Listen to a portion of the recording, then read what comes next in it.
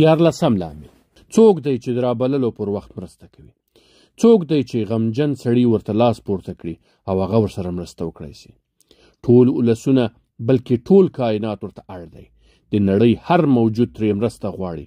په یاد سره یې ژبو ته خوند او زړونو ته آرام رسیږي. دا الله تعالی جل جلاله دی. هغه د ټول مخلوق رب دی او له هغه پرته بل رښتینی معبود نسته. پر ما او تا لازمه ده چې په سختۍ، هوساینه، روغتیا، ناروغۍ او ټولو حالاتو کې هغه را وبولو او هغه ته ور وګرځو. په غمونو او کړاوونو کې ورته نیک عملونه وسیله کړو او د ژړا او عاجزۍ په حالت کې دروازه ور وټکو تر دې چې موږ ته فتح او خوشحالۍ راوښیي. أَمَّن يُجِيبُ الْمُضْطَرَّ إِذَا دَعَاهُ څوک دی چې د بېکس بېوس دعا اوري؟ له هغه پرته بل څوک شته چې مرسته وکړي کله چې یو غمجن یې د خپل غم لپاره راوبولي. الله تعالی هغه ذات دی چې په سیند لاهو کس له ډوبېدو ژغوري او ورک شوی کس بیرته پیدا کوي. پر مصیبت اخته کس له مصیبت څخه خلاصوي. ناروغ ته روغتیا وربخي، د مظلوم سره مرسته کوي او له دردمند څخه درد لرې کوي. فَإِذَا رَكِبُوا فِي الْفُلْكِ دَعَوُا اللَّهَ مُخْلِصِينَ لَهُ الدِّينَ کله چې دغه خلک په بیړۍ کې سپریږي نو د الله تعالی نه په خالص اعتقاد سره دعا غواړي. مشرکین هم کله چې په کښتۍ کې سپاره او د سیند په وژونکي څپو کې راګرځي په پوره اخلاص سره الله تعالی رابولي او هغه یې ژغوري. خو کله چې په سیند کې د ډوبېدو له خطر څخه خلاص سي نو بیا یې دا حال نه وي. بیا له الله تعالی سره یو درجن باطل خدایان شریک بولي.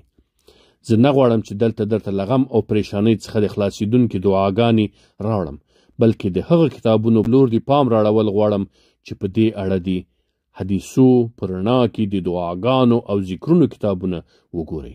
په دې سره به ته هغه ذکرونه زده کړې چې د الله تعالی د یاد لپاره په خپله الله تعالی خپل پیغمبر ته ښودلي او هغه دعاګانې به زده کړې چې د الله تعالی د بللو وړ وي.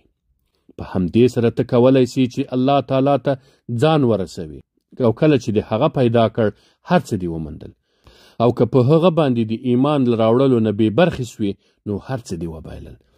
ستا لپاره ستا د رب رابلل ځانګړی عبادت او بندګي ده او پر هغو نعمتونو سربیره چې ته یې له الله تعالی نه غواړې یو ستر عبادت دی.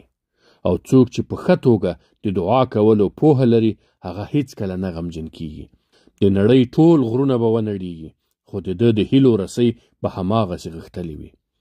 ټولې دروازې بندیږي خو د داسې کس دروازه د شپې او ورځې په اوږدو کې تل تر تله خلاصه ده او هیڅکله نه بندیږي. الله تعالی نږدې دی اورېدونکی او دعا قبلونکی دی. که هر بېوزله یې د خپل حاجت لپاره راوبلي هغه ورسره مرسته کوي. الله تعالی په خپله تا ته وایي ادعوني استجب لكم ما راوبولئ زه به مو دعاوې قبولې کړم. هغه په داسې حال کې چې ته ورته اړ یې درته وایي چې ما راوبوله. الله تعالی غني دی، قوي دی، یو دی او د لوی شان والا دی. کله چې د مخ ته څه پیښې راځي یا له کوم غم او پریشانۍ سره مخ کیږي بې له ځنډه د هغه دروازه ورټکوه. د هغه په خواږه نوم خپل شونډې او ژبه وخوځوه او آواز پرې وباسه. مرسته ترې وغواړه، فتح او نصرت ترې وغواړه. خپل تندی د هغه د نوم لپاره په خاورو ککړ کړه. د دې لپاره چې د آزادۍ تاج په سر کړې، پوزه د هغه د بندګۍ لپاره په خاورو خړه کړه. د دې لپاره چې خلاصۍ ترلاسه کړې، خپل لاسونه د الله تعالی په در کې لپه کړه. خپله ژبه وچلوه، له الله تعالی څخه په غوښتنه کې ډېر زیار وباسه. د هغه په دروازې پورې ځان ونښلوه. د نرمۍ هیله ترې وکړه. د فتح انتظار یې وکړه خو ګمان پرې وکړه. هغه ته ځان له نورو هر څه نه وزګار کړه او بالاخره ځان ټول هغه ته ور وبخه. نو ته به نیکمرغه او بریالی سې.